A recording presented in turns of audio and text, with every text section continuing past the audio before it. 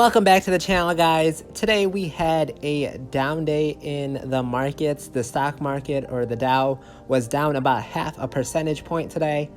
Jobs report that came out on Friday showed a more optimistic picture of the employment situation in the United States than people were expecting.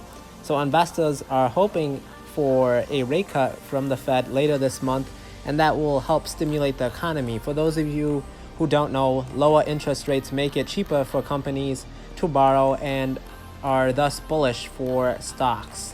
The new date that the Fed could announce this rate cut is potentially in their July 31st meeting, which also happens to be the same week that a lot of big companies are announcing earnings, like Apple. So I also have some exciting news personally here. So I put out a video on Procter & Gamble, and that was using new animation software. So I'll be using a lot more of that in my future videos, and that way I can continue to tell you guys my messages.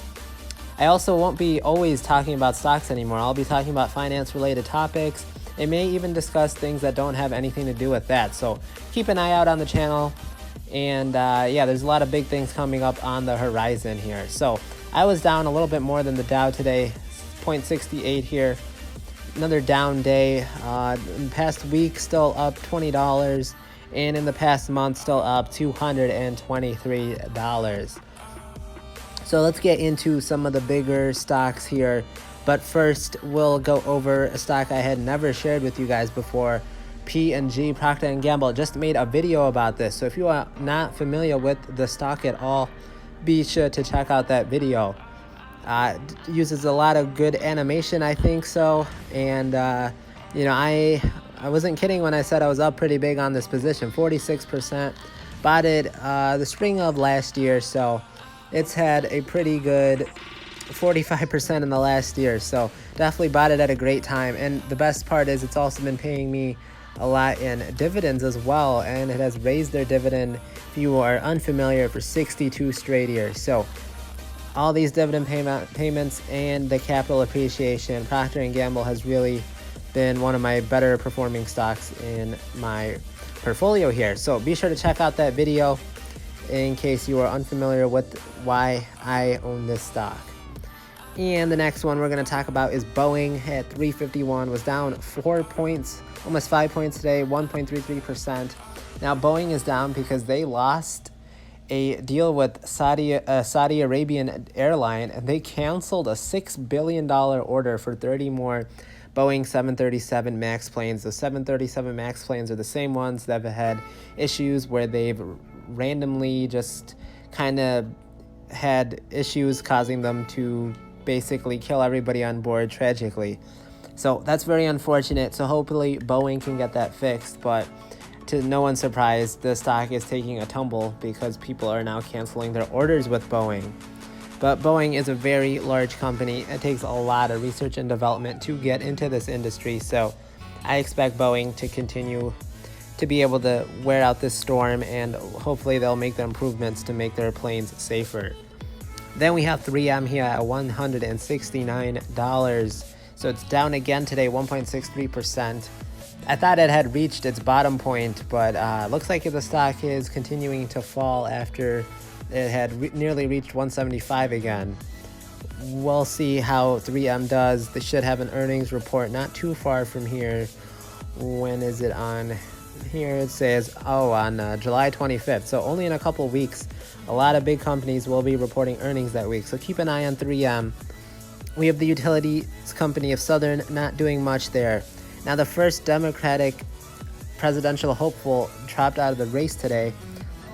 His name was Eric Swindle. So if you have never heard of that name before, you know, you're welcome to the club, because I don't think he was polling very well. But the reason why I mentioned that is because UNH will be fluctuating a lot with the 2020 presidential race.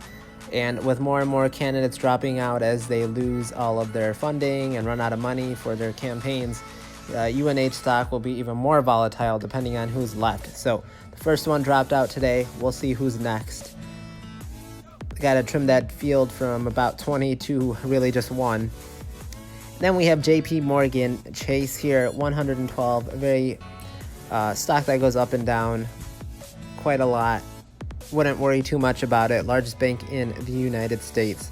We have FedEx down again today, down almost 2% in the past week, and in the last month it's up just a little bit. So pretty stagnant there for FedEx.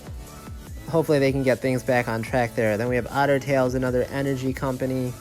I'm pretty big on this position, 26%, not bad for a pretty boring stock like Otter. One of the first stocks I bought, haven't bought any since. Then we have AbbVie. This stock really took a hit when it purchased the company that makes Botox for about $72 billion. Investors did not like that. A lot of people think they overpaid, but a lot of people keep AbbVie for its ridiculous dividend yield. It's about over 6% as of right now. So AbbVie, we'll see how they continue to do in the future, but as long as they keep paying me those dividends, I will continue to hold on to them. PepsiCo, this is another one I'm thinking of buying another share. Has a pretty low PE ratio. It's around 15. I'm up pretty big on this position. Dividend aristocrat, may even be a dividend king. Continues to pay out dividends, and I love seeing that. Then we have Intel. Looks like it's pretty flat from how it's been doing recently. I know they've had some issues getting their market share back up, and they've been losing ground to AMD and all those other competitors in that industry. Then we have Starbucks. Recently made a video about this, about how I bought another share. Now own 3 shares at an average cost of $62, up 40% on this position altogether, not including the dividends. And yeah, Starbucks was actually on the news again. Like literally as soon as I dropped that video, Starbucks was on the news. Looks like it was something that just happened in one of their stores. It wasn't like the actual company releasing a statement on it. It was just somebody at one of their stores, an employee, asked police officers to leave, which caused quite the uproar on the news. But I think that's different than when a company actually releases a statement. Like in my Procter & Gamble video, I made a point about how they were actually making commercials about something like toxic masculinity. So I prefer it when companies try to stay more neutral in terms of politics.